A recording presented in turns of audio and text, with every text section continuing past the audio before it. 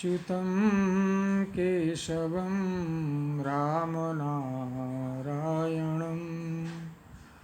कृष्णदामोदरं वासुदेवं हरिं श्रीधरं माधवं गोपिकावल्लभं जानकीनायकं रामचन्द्रं भजे। श्री राधाकृष्णाभ्यां नमः। ओम ऐं महासरस्वत्यै नमः। श्री गणेशाय नमः। ओम नमो भगवते वासुदेवाय। आत्मीय बंधुजनों, सादर अभिवादन। और आज हम पुनः आपकी सेवा में उपस्थित हैं। श्रीमद् भगवत गीता त्रयोदश अध्याय श्लोक संख्या 17 से अंत तक। पूर्व के वीडियो में आपने श्रवण किया होगा, भगवान श्री कृष्ण अर्जुन से कहते हैं, परब्रह्म ज्योतियों का भी ज्योति, वह परब्रह्म परमात्मा ज्योतियों का भी ज्योति माया से अत्यंत परे है। जो परब्रह्म परमात्मा है समस्त ज्योतियों में श्रेष्ठ ज्योति है और माया से बहुत परे है। वह परमात्मा बोध स्वरूप है, जानने के योग्य है एवं तत्व ज्ञान से प्राप्त करने योग्य है और सबके हृदय में विशेष रूप से स्थित है। हमें उसका ज्ञान प्राप्त करने के लिए, उसे जानने के लिए परिश्रम करने की आवश्यकता है, अभ्यास की आवश्यकता है।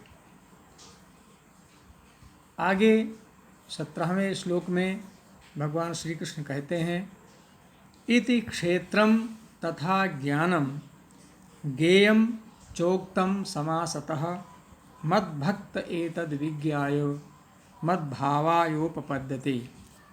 इस प्रकार क्षेत्र, ज्ञान और जानने योग्य परमात्मा का स्वरूप, कि क्षेत्र क्या है, क्षेत्रज्ञ क्या है, ज्ञान क्या है और जानने योग्य परमात्मा का स्वरूप क्या है, ये सब संक्षेप से मैंने कहा। मेरा भक्त इसको तत्व से जानकर मेरे स्वरूप को प्राप्त होता है। क्षेत्र क्या है, इसी अध्याय के श्लोक संख्या 5 और 6 में वर्णन किया गया है कि क्षेत्र क्या है। क्षेत्र को कहा गया है कि जो शरीर है वही क्षेत्र है।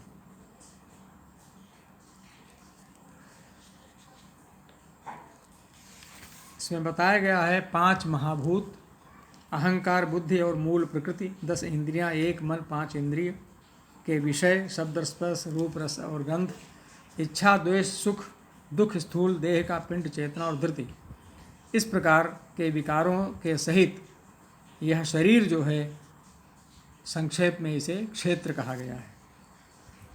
फिर क्षेत्रज्ञ जो कहा गया, क्षेत्रज्ञ किसे कहा गया है, जो इसको जान लेता है उसे क्षेत्रज्ञ कहा गया है।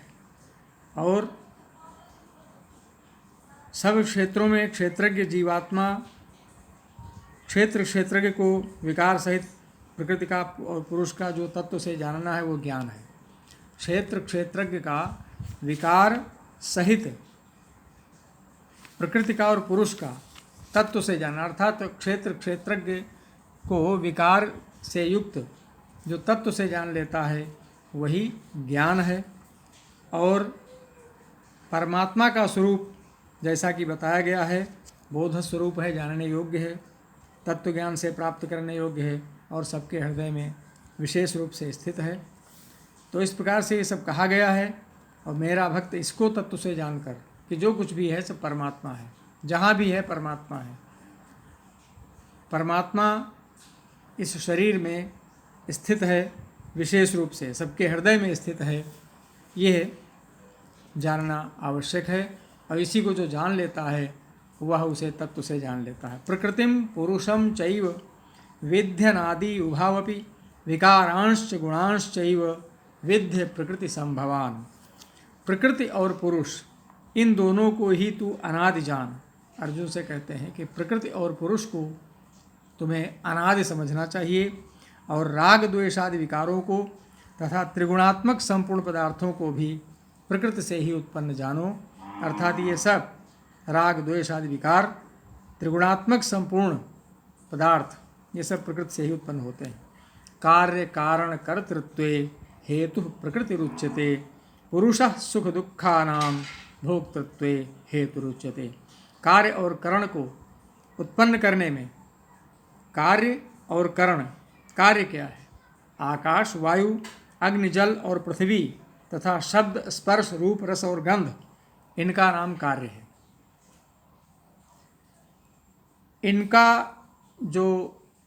इनको जो उत्पन्न करना है, उत्पन्न करने में हेतु प्रकृति कही जाती है। करण क्या है? बुद्धि, अहंकार और मन तथा श्रोत्र अर्थात कान, त्वचा, रसना नेत्र और घ्राण अर्थात नासिका एवं वाक वाणी, हस्त पाद उपस्थ और गुदा, इन 13 का नाम करण है। बुद्धि, अहंकार, मन, श्रोत्र यानी कान, त्वचा अर्थात ये खाल जो होती है त्वचा, रसना जिह्वा, नेत्र, घ्राण, वाक वाणी, हस्त, पाद अर्थात पैर, उपस्थ और गुदा, इन 13 का नाम करण है। उपस्थ अर्थात गुप्तांग। तो इन सब का जो उत्पन्न करने में हेतु है वो प्रकृति ही है। और जीवात्मा सुख दुखों के भोक्तापन में अर्थात भोगने में हेतु कहा जाता है। जीवात्मा सुख दुख के भोक्तापन में अर्थात भोगने में हेतु है, जीवात्मा उसका हेतु। पुरुषः प्रकृतिस्थो ही भुंक्ते प्रकृतिजान गुणान कारणम गुण संगोस्य सद सद्यो निजन्मसु। प्रकृति में स्थित ही पुरुष प्रकृति से उत्पन्न त्रिगुणात्मक पदार्थों को भोगता है। प्रकृति में स्थित भी रहता है और प्रकृति से उत्पन्न त्रिगुणात्मक पदार्थों को भोगता है। और इन गुणों का संग ही इस जीवात्मा के अच्छी बुरी योनियों में जन्म लेने का कारण है। अर्थात इन गुणों का संग जीवात्मा के अच्छी बुरी योनि, जैसा संग होगा वैसी योनि में पुनर्जन्म होगा। उपद्रष्टानुमंता च भर्ता भोक्ता महेश्वरः परमात्मेति चाप्युक्तो देहेस्मिन् पुरुषः परः। इस देह में स्थित यह आत्मा वास्तव में परमात्मा ही है। वह साक्षी होने से उपद्रष्टा और यथार्थ सम्मति देने वाला होने से अनुमंता, सबका धारण पोषण करने वाला होने से भर्ता, जीव रूप से भोक्ता, ब्रह्मा आदि का भी स्वामी होने से महेश्वर और शुद्ध सच्चिदानंद घन होने से परमात्मा ऐसा कहा गया है। किसको कहा गया है? इस देह में स्थित है आत्मा। ये आत्मा जो देह में स्थित है ये भी वास्तव में परमात्मा ही है। उसके अलग अलग भिन्न भिन्न रूप हैं। जैसे साक्षी होने से उपद्रष्टा है, यथार्थ सम्मत देता है तो अनुमंता है, सबका धारण पोषण करने वाला है तो भर्ता है, जीव रूप है तो भोक्ता है, अब ब्रह्मा आदि का भी स्वामी है तो महेश्वर है, शुद्ध सच्चिदानंद घन है तो परमात्मा है। यह एवं वेत्ति पुरुषम प्रकृतिम च गुणैः सह सर्वथा वर्तमानोपि न स भूयो भी जायते। इस प्रकार पुरुष को और गुणों के सहित प्रकृति को जो मनुष्य तत्व से जान लेता है वह सब प्रकार से कर्तव्य कर्म करता हुआ फिर नहीं जन्मता।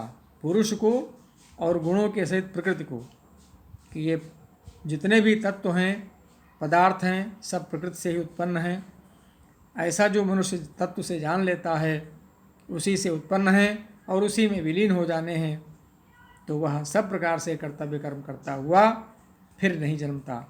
ध्यानेनात्मनि पश्यन्ति केचिदात्मानमात्मना अन्ये सांख्येन योगेन कर्मयोगेन चापरे।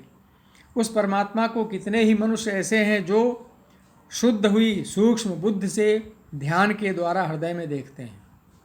उस परमात्मा को बहुत से मनुष्य शुद्ध हुई सूक्ष्म बुद्धि से ध्यान के द्वारा हृदय में देखते हैं, अर्थात ध्यान लगाते हैं और उस परमात्मा के स्वरूप को अपने ध्यान में लाते हैं और हृदय में उसका दर्शन करते हैं।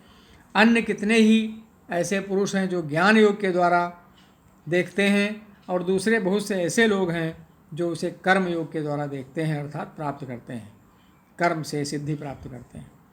अन्ये त्वेव मजानन्तः श्रुत्वान्नेभ्य उपासते तेपि चाति तरन्तेव मृत्युम श्रुतिपरायणाः। और जो अन्य हैं इनसे भी दूसरे, अर्थात जो मंदबुद्धि वाले पुरुष हैं, वे इस प्रकार न जानते हुए दूसरों से अर्थात तत्व के जानने वाले पुरुषों से सुनते हैं कि परमात्मा ऐसा है, परमात्मा वैसा है, परमात्मा का यह रूप है, प्रकृति से यह उत्पन्न होता है, प्रकृति में यह विलीन हो जाता है, सब कुछ उसी से उत्पन्न होता है, वह सब में व्याप्त रहता है। ऐसा सुनकर तदनुसार उपासना करते हैं और वे श्रवणपरायण पुरुष भी मृत्यु रूप संसार सागर को निस्संदेह तर जाते हैं, किंतु एकाग्र होकर सुनते हैं और विश्वास करते हैं, तब ऐसा हो जाता है। यावत् संजायते किंचित सत्वम स्थावर जंगमम क्षेत्र क्षेत्रज्ञ संयोगात् तद विद्धि भरतर्षभ। हे अर्जुन, यावत् संजायते किंचित सत्वम स्थावर जंगम, यावन मात्र मतलब जितने भी हैं, यावन मात्र जितने भी स्थावर जंगम प्राणी उत्पन्न होते हैं उन सबको तो क्षेत्र और क्षेत्रज्ञ के संयोग से ही उत्पन्न जान। क्षेत्र और क्षेत्रज्ञ के संयोग से, अर्थात शरीर और उस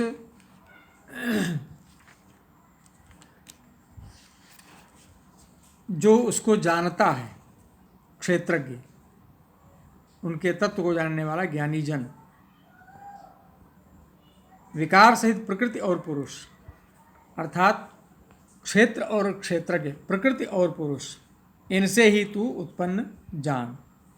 जितने भी स्थावर जंगम है प्रकृति और पुरुष से के संयोग से ही उत्पन्न होते हैं। समम सर्वेषु भूतेषु तिष्ठन्तं परमेश्वरम विनश्यत स्वविनश्यंतम यह पश्यति स पश्यति। प्रकृति और पुरुष का जो संयोग होता है तभी ऐसा संभव है। जो पुरुष नष्ट हुए सब चराचर भूतों में परमेश्वर को नाश रहित और समभाव से स्थित देखता है, वही यथार्थ देखता है। जैसे हम क्या करते हैं, लौकिकता में आ जाते हैं, संसार में आ जाते हैं और सांसारिक माया मोह में फंस जाते हैं। जब किसी का शरीरांत होता है तो हम यह जानते हैं कि यह चला गया, परंतु उसका शरीर नष्ट हो जाने पर भी परमात्मा उसमें है, परमात्मा उसी में है। परमेश्वर को नाशरहित और संभाव से स्थित देखते हैं, यानी शरीर तो नष्ट हो गया किंतु परमात्मा जो जीवात्मा के स्वरूप में है उसका नाश नहीं होता है। ऐसा जो व्यक्ति जान लेता है वही यथार्थ देखता है। शरीर का नष्ट हो जाना तो स्वाभाविक विधि का विधान है, किंतु जो आत्मा है वह कभी नष्ट नहीं होता। ऐसा जो समझ लेता है, जान लेता है, वही यथार्थ देखता है। समम पश्यन् हि सर्वत्र समवस्थितमीश्वरम न हिनस्त्यात्मनात्मानं ततो याति पराम गतिम। क्योंकि जो पुरुष सब में समभाव से स्थित परमेश्वर को समान देखता हुआ अपने द्वारा अपने को नष्ट नहीं करता, इससे वह परम गति को प्राप्त होता है। अपने द्वारा अपने को नष्ट नहीं करता, अर्थात जो सब में समान भाव से देखता है परमेश्वर को, वह स्वाभाविक है कि वह अपने द्वारा अपने को नष्ट नहीं करेगा और इस प्रकार से वह परम गति को प्राप्त होता है। प्रकृत्यैव च कर्माणि क्रियमाणानि सर्वशः यह पश्यति तथात्मानम कर्तारम स पश्यति। और जो पुरुष संपूर्ण कर्मों को सब प्रकार से प्रकृति के द्वारा ही किए जाते हुए देखता है और आत्मा को अकर्ता देखता है, वही यथार्थ देखता है। अर्थात स्वयं को अकर्ता, परमात्मा को कर्ता जान लेता है। सब कुछ प्रकृति के द्वारा ही उत्पन्न है, ऐसा जो देख लेता है, जो जान लेता है तत्व से, वही यथार्थ देखता है। यदा भूत पृथक भावमेकस्थमनुपश्यति तत एव च विस्तारम ब्रह्म संपद्यते तदा। जिस क्षण यह पुरुष भूतों के पृथक पृथक भाव को एक परमात्मा में ही स्थित तथा उस परमात्मा से ही संपूर्ण भूतों का विस्तार देखता है, उसी क्षण वह सच्चिदानंद घन ब्रह्म को प्राप्त हो जाता है। अनादित्वान् निर्गुणत्वात् परमात्मायव अनादित्वान् निर्गुणत्वात् परमात्मायमव्ययः शरीरस्थोपि कौन्तेय न करोति न लिप्यते। हे अर्जुन, अनादि होने से और निर्गुण होने से यह अविनाशी परमात्मा शरीर में स्थित होने पर भी वास्तव में न तो कुछ करता है और न है लिप्त ही होता है। अर्थात ये परमात्मा शरीर में स्थित होने पर भी करता कुछ नहीं है और लिप्त भी उसमें नहीं होता है, लेकिन रहता है। यथा सर्वगतं सौक्ष्म्यादाकाशं नोपलिप्यते यथा सर्वगतं सौक्ष्म्यादाकाशं नोपलिप्यते सर्वत्रावस्थितो देहे तथात्मानोपलिप्यते। जिस प्रकार सर्वत्र व्याप्त आकाश सूक्ष्म होने के कारण लिप्त नहीं होता, वैसे ही देह में सर्वत्र स्थित आत्मा निर्गुण होने के कारण देह के गुणों से लिप्त नहीं होता। देह के जो गुण हैं उसमें यह आत्मा लिप्त नहीं होता। देह का गुण क्या है? माया में फंस जाना और अंत में नष्ट हो जाना। तो आत्मा इन सबसे परे है। यथा प्रकाशयत्ते कः कृत्स्नं लोकमिमं रविः क्षेत्रं क्षेत्री तथा कृत्स्नं प्रकाशयति भारत। हे अर्जुन, जिस प्रकार एक ही सूर्य इस संपूर्ण ब्रह्मांड को प्रकाशित करता है, उसी प्रकार एक ही आत्मा संपूर्ण क्षेत्र को प्रकाशित करता है। क्षेत्र क्षेत्रज्ञयोरेवमन्तरं ज्ञानचक्षुषा भूत प्रकृति मोक्षम च ये विदुर्यान्ति ते परम। इस प्रकार क्षेत्र और क्षेत्रज्ञ के भेद को तथा कार्य सहित प्रकृति से मुक्त होने को जो पुरुष ज्ञान नेत्रों द्वारा तत्व से जानते हैं, वे महात्मा जन परम ब्रह्म परमात्मा को प्राप्त हो जाते हैं। श्रीमद्भगवद्गीतायां त्रयोदशोऽध्यायः। क्षेत्र को जड़, विकारी, क्षणिक और नाशवान तथा क्षेत्रज्ञ को नित्य, चेतन, अविकारी और अविनाशी जानना ही उनके भेद को जानना है। कि क्षेत्र क्या है? वो जड़ है, विकारी है, क्षणिक है, नाशवान है। और क्षेत्रज्ञ अर्थात जो क्षेत्र को जान लेता है वो नित्य है, चेतन है, विकारी और विनाशी जान लेता है। यही उसमें भेद है। बोलिए श्री वृंदावन बिहारी लाल की जय, श्री राधावर कृष्ण चंद्र की जय। ओम शांति। सर्वे भवन्तु सुखिनः, सर्वे सन्तु निरामयाः, सर्वे भद्राणि पश्यन्तु मा कश्चित् दुःखभाग् भवेत्। ओम शांति शांति शांति।